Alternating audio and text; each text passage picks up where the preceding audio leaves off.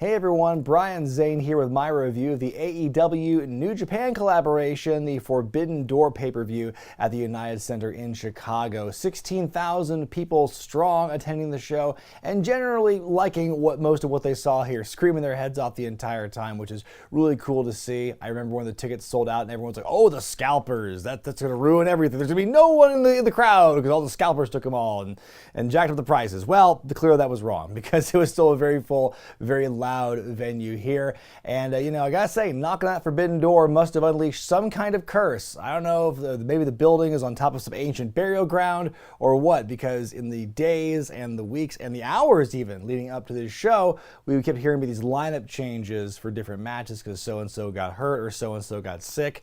And it just kept changing and all this chaos was surrounding it. And so I guess you have to see how the show would have to go on and how the company would be able to make up for those changes and everything, and we'll see how they reacted and how they responded. The commentary team for the show was Excalibur, Taz, and Kevin Kelly, the American voice of New Japan Pro Wrestling. They were the core guys throughout the night, where you had some guest commentators occasionally popping in throughout, and I think these guys did a really good job holding it down. The chemistry between all three, I thought, was pretty solid here. Also, I like the dual ring announcers we had. We had the English language and the Japanese language ones right after the other. That was pretty cool, really, to show more of like how much of a New Japan involvement there is in this thing. The fact you've got more integration with not just the wrestlers, but some of the other people as well. Your opening match is a six-man tag where the winning team gets the man advantage for Blood and Guts later this week. So that's a new wrinkle for this one. It's Chris Jericho, Sammy Guevara, and Minoru Suzuki. Talk about a real universe mode team there. Takes on Eddie Kingston, Wheeler Yuta, and Shota Umino. And they do a really good job providing context in the commentary and the TV product, like who this is and what the connection between he and Chris Jericho are, going back to the New Japan days when he was a young lion. And I tell you what, this crowd definitely, if they didn't know exactly who he was on this, they knew by the end of the match because he was a big star in this thing.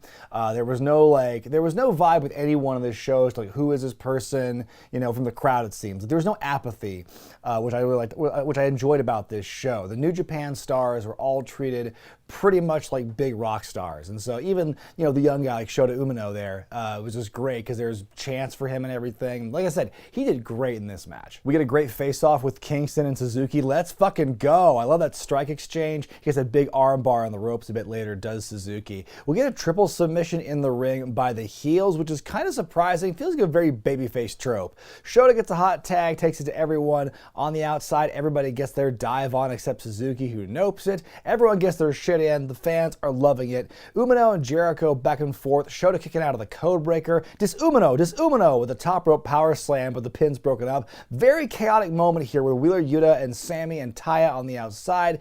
Jericho laid out mid lion salt by Kingston. We got a close call on the pin. Man, this Umino kid is something. Walls of Jericho by Shota is some poetic justice. The baddies the beat down for a minute. Shota with a sign of life, but Jericho hits the Judas effect to win. I give it 4 stars out of 5, and I tell you what, this match did not need to go as hard as it did in the opening goings here, but I'm glad they did because this was just a fun match to watch. I loved the physicality. Pretty much anyone who interacted with Minoru Suzuki, I thought those exchanges were great. Like I said, the stuff with he and Kingston in particular was one of my favorite parts. And again, Shota Umino was just fantastic. And again, if you don't know who this person is, and I sure didn't know either, I sure got a good education from not just the way the story they were telling with commentary, but just what he did in the ring, and the fans were totally into it. And yeah, just a great opening match. In a winner-take-all match with the IWGP and the ROH tag titles, you got FTR, Great-O-Khan and Jeff Cobb, the United Empire, and Roppongi Vice. I love hearing Bobby Cruz doing the ring announcing. Caprice Coleman joining the commentary team for this one was great. I love Caprice on commentary. I'm glad to see he's getting so many opportunities with AEW, by the way. And what a reception for FTR when they make their way to the ring for this matchup. Early on, Dax appears to injure himself somehow on the outside. He's taken to the back. Great-O-Khan with a big old sit on Cash Wheeler's head. Wants to force him to kiss his foot, but Cash grabs the braid and makes the tag to Trent. Lots of great stuff between Roppongi Vice and Khan on the Cobb, which is my new team name for these guys, so patent pending. Cash back in the ring, gets worked over, and Dax Harwood comes back taped up and ready to fight to a big ovation. Close call where Cash gets the blind tag after a Tower of Doom. We get the splash on Cobb and a kick out. Big ass spike pile piledriver to Okan. A strong 0 to Cobb, but the pin's broken up. We get a roll-up and a 2 count that gets booed, and I understand why the fans booed this, because it looked like Paul Turner did a 3 count. He hit the mat 3 times, but I think what he did was he reset the count after 1 because a shoulder did pop up and they kind of repositioned. But I get why the fans booed it. It was not a 3 count, though. It was definitely like, it was 1 count, then it was another count, and then it kicked out at 2. You could hear him yelling at the count, I think, to clarify that. So I get why fans were pissed, but I also understood what was going on there. A big rig to Rocky Romero and FTR win the match and win it all. This one gets 4.5 stars out of 5 for me. I loved this matchup here. I was actually deliberating between this and 5 stars. I think it was that good, especially liking the story with Dax being written off early on with the injury, coming back. Big heroic, big babyface move that is, and I think it really helped elevate the story in my opinion. And I think the other 2 teams did great work as well. FTR winning this is a huge validation moment for them. What a terrific just half year, or the whole calendar year. What a great year these guys have been having. Just having amazing matches, singles wise, tag team wise. They're pretty much untouchable in AEW right now, and so for them to win both, or have all the belts here at this point, I think is just a terrific moment for them. Tony Schiavone backstage with Jay White and Juice Robinson. He's holding Will Ospreay's U.S. title belt, claiming it's his. Jay White says in so many words he's going to win tonight. Up next, the 4-way to crown the first ever All-Atlantic Championship. You've got Pac, Malakai Black, Miro, and you've got Clark Connors, who's filling in for Tomohiro Ishii, who actually beat Connors in the Eliminator match to get this title match, but he is one of the many people who is taken off the card for his injury. So Connors is taking his place here. Connor's role in this match is definitely, he's very headstrong and very resilient, which basically means he takes the bulk of the offense. He takes a lot of beatdown spots in this thing, I think, but the real star of this match, I would say, is Miro. He's really the glue that holds a lot of this stuff together. Most of the offense, especially in the first 2/3 of this match, most of the story revolves around him interacting with the other wrestlers, which I think is great. Good old hard-hitting stuff from all 4 guys here. Malakai and Miro work together for all of half a second before they beat each other up.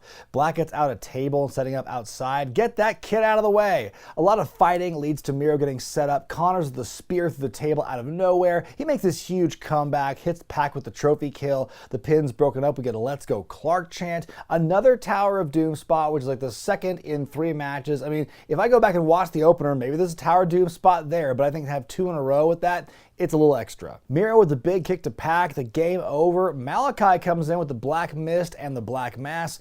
Armbar on Connors. Pac has the 450 on Malakai. The Brutalizer to Connors. Taps out and Pac wins. I give this one 4 stars out of 5. Another awesome match so far. We're still just getting started here with this show.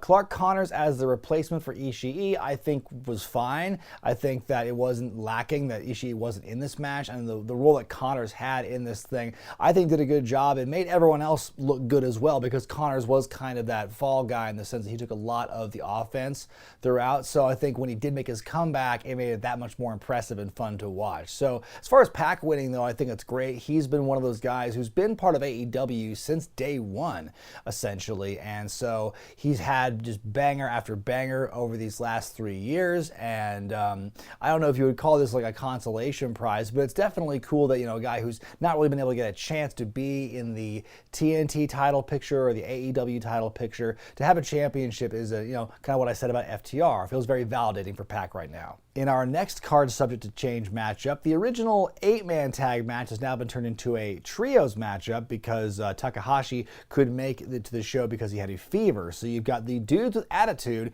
that's Sting, Darby Allin, and Shingo Takagi, taking on Bullet Club, which is the Young Bucks and ELP, with Hikuleo in their corner.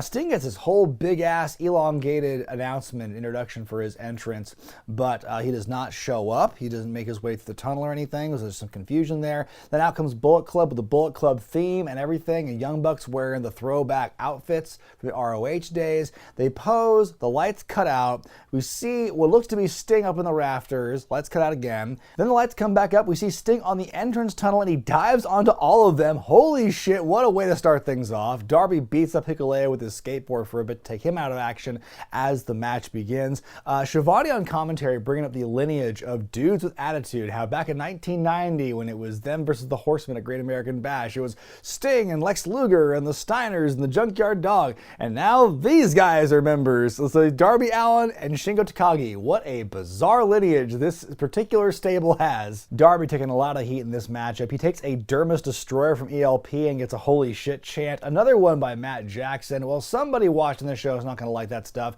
Shingo with a hot tag, doing some brilliant stuff with the Bucks here. Sting comes in and the crowd loves it. ELP with the nipular claw, but Sting just bops him on the nose and Shivani goes, "That's a first." Sting absorbs the super kick party and takes the Bucks down. What an ovation. Amazing rope walking springboard and Asai moonsault to the outside by ELP. Sting twists the nips and takes him to Dick Kick City. Shingo with a bunch of moves, then Last of the Dragon for the win. I also give this match 4 stars out of 5. This was just very entertaining stuff, and Sting just continues to excite and amaze and surprise given his age and what he does here. Every time he hits the ring now in AEW, it is a moment and it is a spectacle, and the stuff that he does, it's just crazy to see him in this position where he can do that, and he just feels like there's moments where you're kind of taken back in time, where there's things where he still has it, and it's great to see there. I think he hung well with, what a contrast of styles between him and the Young Bucks. Like, in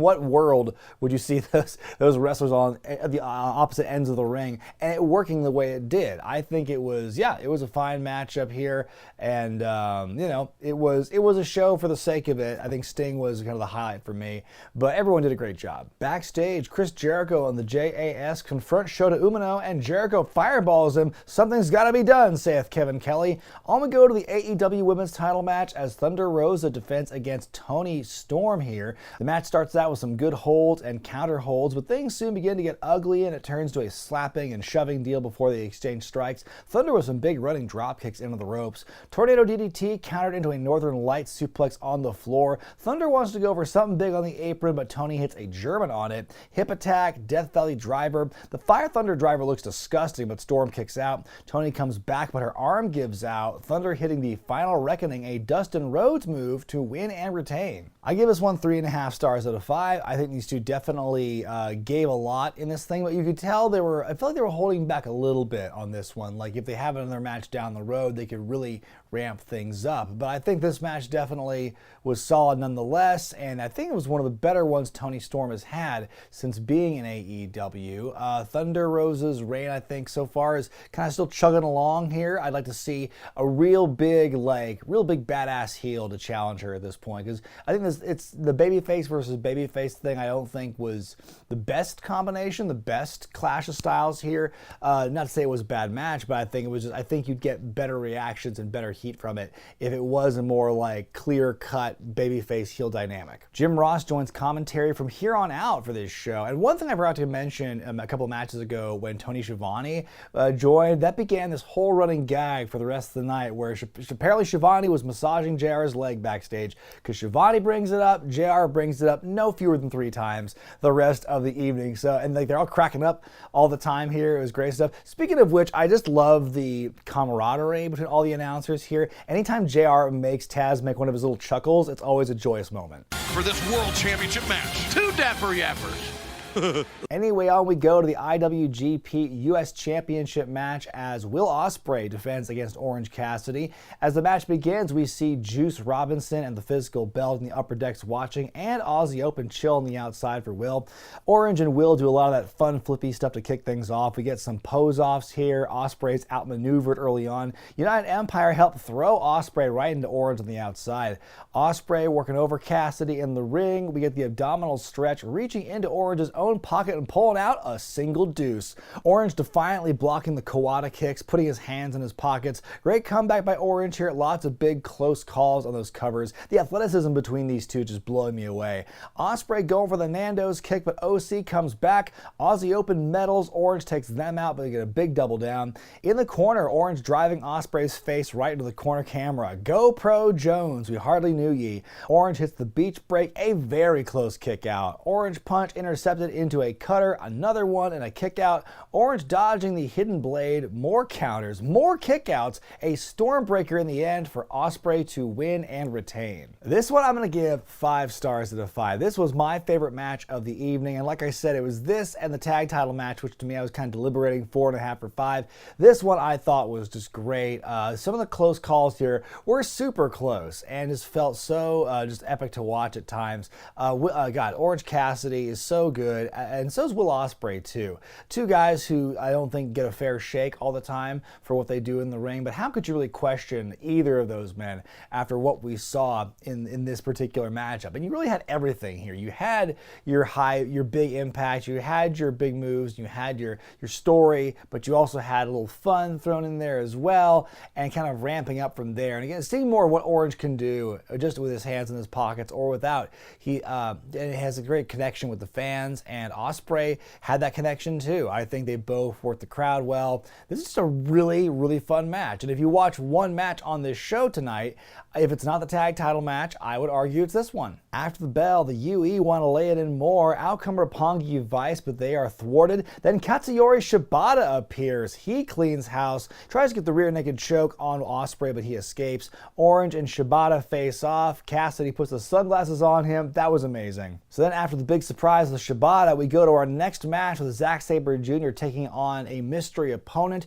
It was, of course, supposed to be Bryan Danielson, but he was one of the other many wrestlers on the show who couldn't be part of it due to injury. And so who would his replacement be? It's Claudio Castagnoli, the former Cesaro of WWE, making his long-anticipated debut. The rampant speculation was real, and oh my God, that ovation for Claudio was insane. Talk about a crowd that really wanted it. I think when the news broke that Danielson was going to be replaced, Cesaro was on everyone's short list of people showing up. And I think had it been anyone else, I think it would have been a bit of a letdown. I think Cesaro is really the only one who could have been matching the hype of Danielson in there against Zack Sabre Jr. So Claudio being the replacement, I think makes total sense. And it's just, again, that response was just but it was so cool to see after everything he'd been through in WWE. For that kind of reaction for his debut here is really awesome to see. I also love how he posed next to the masked cameraman, because there was a rumor that was him in disguise. The match begins. He hits the Ricola bomb and the neutralizer right out the gate, but we get a 2 count. The match slows down. The two trade attacks. Claudio with a big stalling suplex.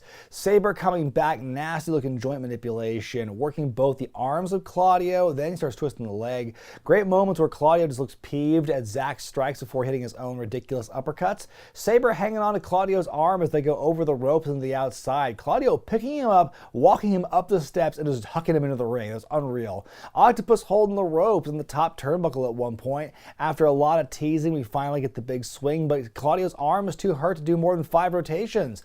The sharpshooters countered into a couple of different leg holds by Zack, but Claudio fights out of it. Claudio with the very European uppercut and the Ricola bomb. Claudio wins. I give it 4 stars out of 5. It's a great moment. I think that Claudio coming out as the very obvious mystery opponent, it kind of reminds me of what we saw at WrestleMania this year with Cody Rhodes being Seth Rollins' opponent, where you had a pretty good idea of who it was going to be, but it's not an issue of, we saw it coming, therefore it's disappointing. It's just, we saw it coming and it happened, so we are happy. And the match absolutely delivered, and I think that it was the answer to a question a lot of people had on their minds. And man, Claudio being in AEW, that sets up a lot of really great potential matchups here. And but he and Zack Sabre Jr. worked their butts off. It was great technical work with both guys. And I really have no complaints about this match. In your semi-main event, it's a 4-way match for the IWGP World Heavyweight title as Jay White defends against Hangman Page, Adam Cole Bay, and Kazuchika Okada. The starting ovation for this match is really something else. I love the respect shown by the fans here, not just this moment, but the whole rest of the night. White and Cole powder early on. Definitely plays up like a 2-on-2 dynamic for most of this matchup because of the connection between White and Cole. They hit a double suplex on Page on the ramp. It's 2-on-1 on Okada for a minute. Hangman goes on a nice run, beating up Adam Cole. Page going for the moonsault, but Cole intercepts him with a super kick. Okada on a real tear against the baddies for a while, diving over the barricade and cross-bodying Cole and White. The pals too sweet each other, but Cole with a backstabber and the knee to the neck almost wins that way. White with the sleeper suplex, Cole lowering the boom, Okada with the John Woo dropkick, Page with the clothesline. It's a quadruple down. We get some yay boos. Page hits the big moonsault onto Okada and Cole, but then Geto on the outside medals. He takes a shot for his troubles. Buckshot attempt, the Blade Runner attempt, the Deadeye hits, Buckshot, and the pin's broken up. We get a fight forever chant. Okada does the thing. We get the snap zoom. He hits a landslide, goes for the ripcord, but he and Cole both duck. White hits Okada with the Blade Runner. He pins Cole, who didn't really hit with anything, and just wins. That was kind of an odd, flat ending. I give it 3.5 stars out of 5. I'm going to be honest, I think this match would have been better if it were a singles or even a triple threat going into this thing, because I think the long storyline going into it was going to be either Page and Cole, or maybe the two of them together against Jay White. Okada being involved in this, I mean, in the show itself, I think is a great boon for the show. I think it definitely needed that extra star power, but I think the four of them together, it was just, I don't know, there were some times where there was some lulls, and I felt that the match could have been stronger in that situation, and the ending made the whole thing feel flat. JR's line after the bell was so anticlimactic, it left Adam Cole a little unprepared, which, like, huh? It seems like maybe Cole appeared to be injured at some point. Maybe he collapsed. That's why, like, it didn't look so clean. So I certainly hope he's okay, because that's the last thing AEW and wrestling in general needs is more injuries. But yeah, I mean, it really kind of, it marred what was an otherwise really strong match. Now it's time for the main event, a match 3 years in the making, as Jon Moxley takes on Hiroshi Tanahashi for the interim AEW World Championship. This was, of course, supposed to be Punk versus Tanahashi, but, well, you know the story. The match starts off with some sizing up, some back and forth to start things off. Tanahashi doing the air guitar early, and Taz goes, "Who plays air guitar? Do it in the hotel room." Tanahashi taken over by attacking the leg. They're trading chops. Moxley on the attack, a top turnbuckle suplex, hits a big pile driver in a 2 count. There's a "you fucked up" chant for something in the crowd. It sounds like there were some unruly or just rude fans that were taken out of the arena by security, and so I guess the "you fucked up" chant was toward them for fucking up, as it were. But it was a bit of a distraction from what was going on in the match for just a bit of a second. They brawl on the outside. Tanahashi slams the table on the outside, but barely gets back in before 10. Tanahashi with the sling blade. Moxley now bleeding profusely somehow from that. Tanahashi dives to the outside onto him.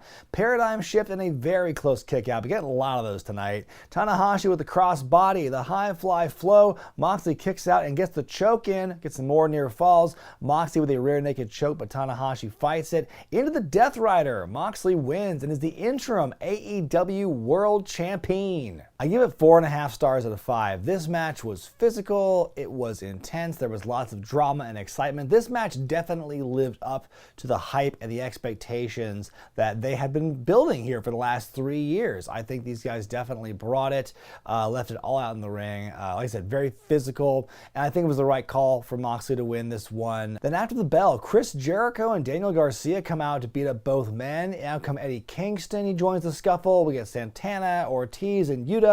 The rest of the Jericho Appreciation Society show up. This brawl's out of control. Then out comes Claudio Castagnoli again. He's the 6th man in Blood and Guts. He shows up and goes right for Jericho, helps clean house, gets Angelo Parker, gives him the giant swing. We get the face-off with the 2 Blood and Guts teams as the show comes to a close.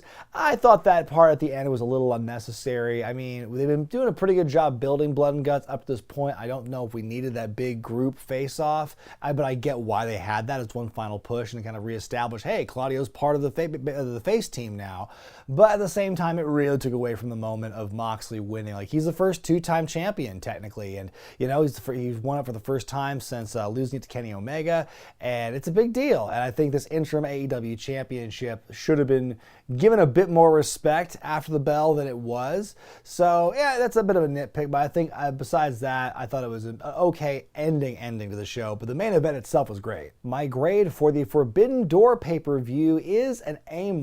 I think that for an interpromotional show featuring a lot of just really cool dream matchups and dream team-ups, I think they really delivered here. There's a lot of people decrying this whole show where it's like, oh, it's just going to cater to the hardcore fans and this and that. I'm like, yeah, sometimes it's nice to have shows like that done on a big level, on a big stage that is supposed to cater to the audience that is so passionate about it. Why should we suffer as wrestling fans? Why should we allow ourselves to suffer and reject? No, don't put on this fantastic show for us. Don't try and put dream matches together. We want no part of that, sir. So I appreciate them doing this show. And again, even though I am not going to know every in and out of every New Japan wrestler on this show, there's going to be some fans. Obviously, at the United Center, there were a lot of fans that knew a lot more about these characters than I did, and I still bought into it, and I still got swept up in it. The crowd made it work. The crowd just helped elevate the show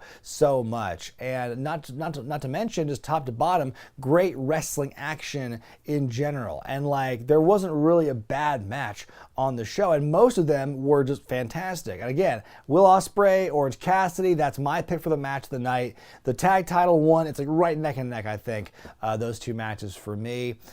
This was just, really great stuff. 16,000 fans screaming their heads off for everything just made it feel so much better. And I think just looking at the wrestling aspect of it, it was definitely, in my opinion, one of the top cards of the year in that aspect. But what did you think about Forbidden Door, folks? Did you think that the substitutions and the replacements and the changes made to the card took away from the show? What do you think about Jon Moxley as the new AEW Interim Champion and Pac as the new All-Atlantic Champ, for example? Let me know in the comments section below.